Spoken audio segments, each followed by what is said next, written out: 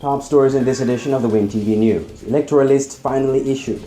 Political parties on both sides speculating the Privy Council will rule in their favor in the constituency boundaries case. And the Labour Party unveils its manifesto.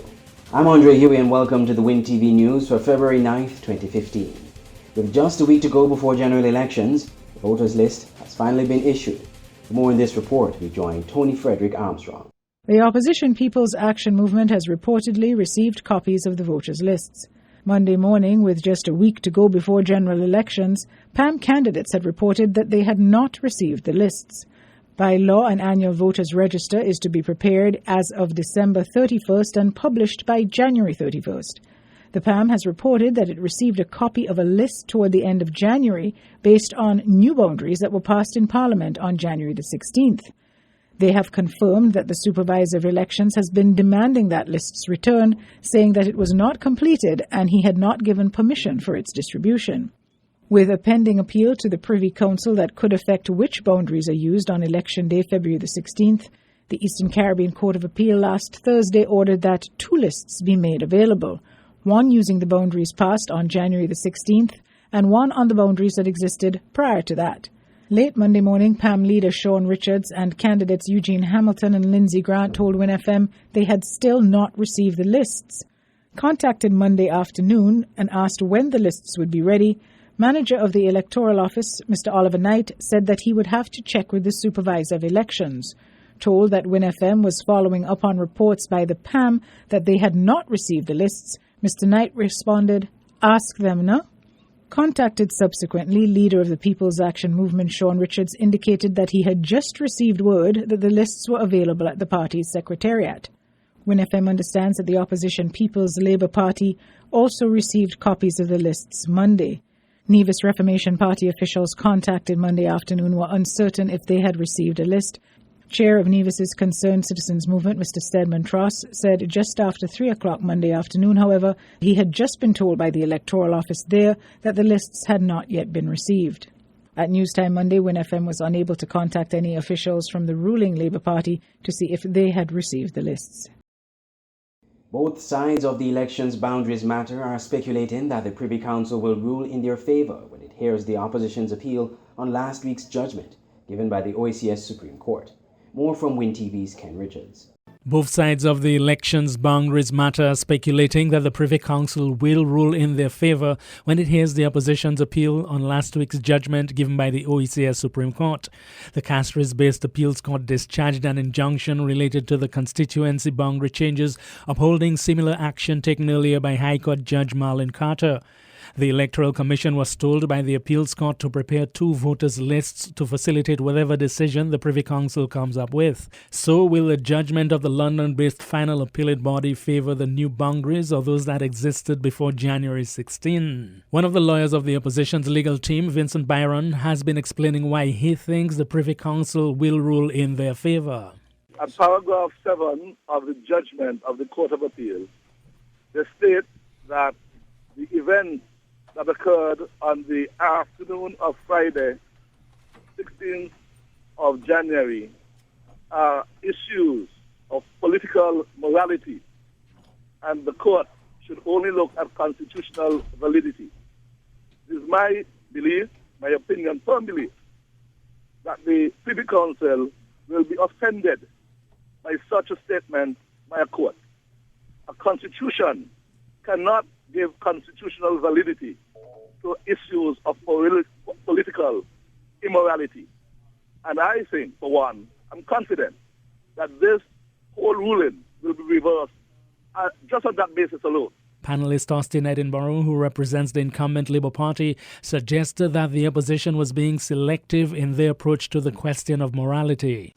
For 6 years, every time a commission is established and is near the point where it is to deliver a report, the opposition puts the matter in the court.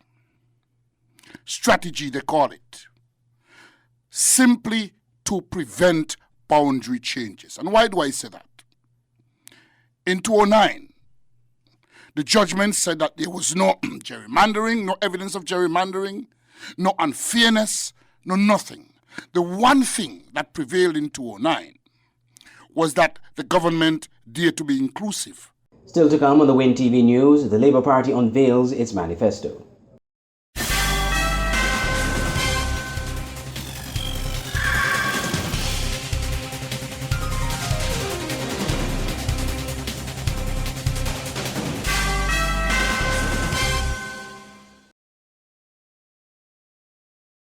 Welcome back.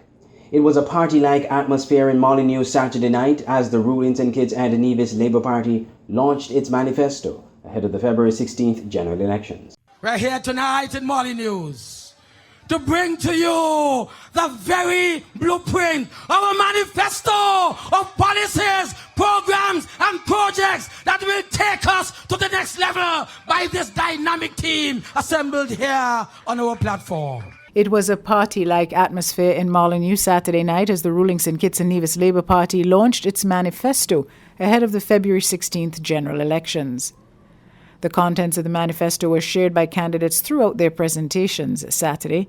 Among the areas of priority for the SKNLP are the youth, small business and green energy. West Bastia candidate Conrus Maynard highlighted some of the party's commitments. PEP is transforming lives here in St. Kitts and Nevis.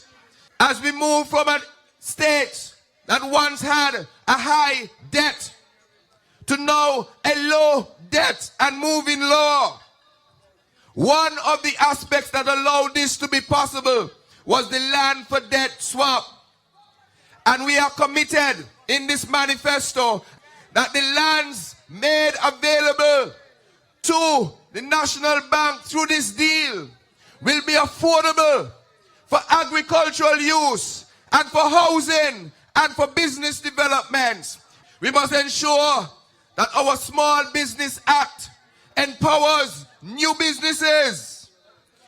That is why we are going to legislate 1 year grace period for payment of startup fees for new small businesses.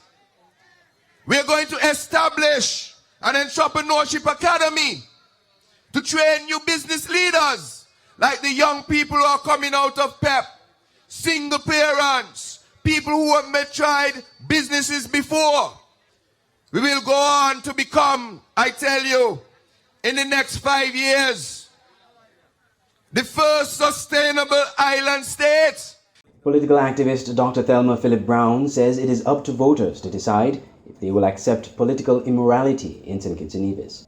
Dr. Philip Brown, on a Team Unity platform recently in Audleys, made her statement in light of a recent appeals court ruling upholding a decision by the High Court to discharge an injunction seeking to prevent the use of realigned electoral boundaries in the February 16th election.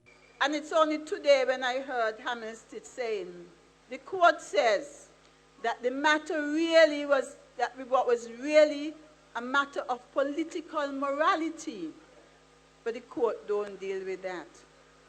So it's up to us to decide whether we're going to continue to accept political immorality. I know you don't accept it, and you are here because you don't accept it.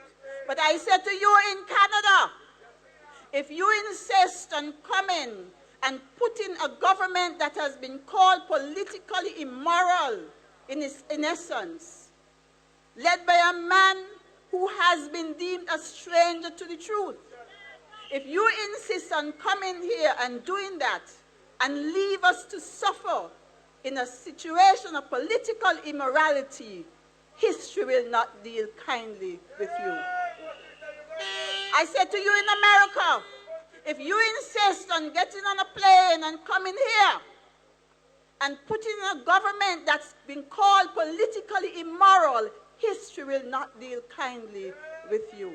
Dr. Philip Brown particularly appealed to voters overseas and those who may be afraid to consider the future of the country.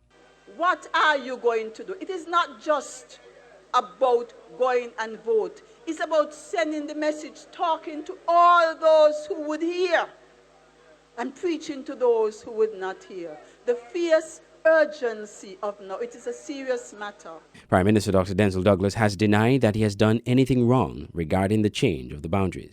To end the Winn TV News, a look again at the headlines. With just a week to go before general elections, the voters list has finally been issued, and both political sides is speculating the Privy Council will rule in their favor in constituency boundaries case.